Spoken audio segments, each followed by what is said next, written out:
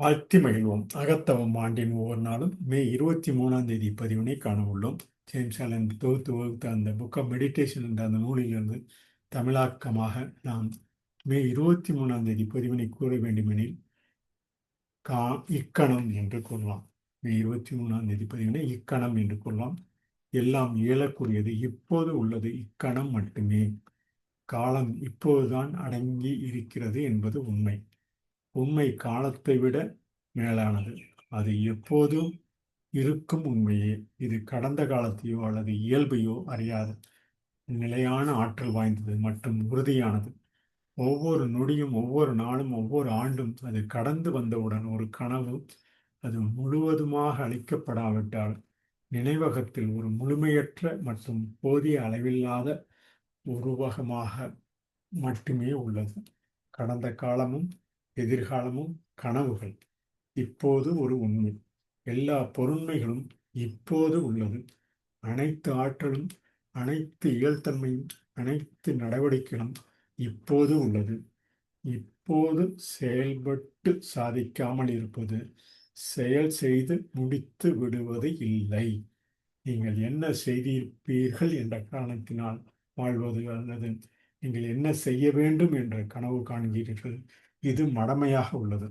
ஆனால் வருத்தத்தை விலக்கி எதிர்பார்ப்பை நிலைநிறுத்தி இப்போதே செயலுடன் வேலை செய்வது அறிவுடைமையாகும் என கூறி மே 23 தமிழ் பதிவினை இக்கணம் என்ற ஒரு சொல்லில் கூறலாம் என கூறி அவர் பதித்த ஆங்கில பதிவினை காண்போம். Now, necessary opinions widely. You can say, for now, on the date May 23, in acrostic, now.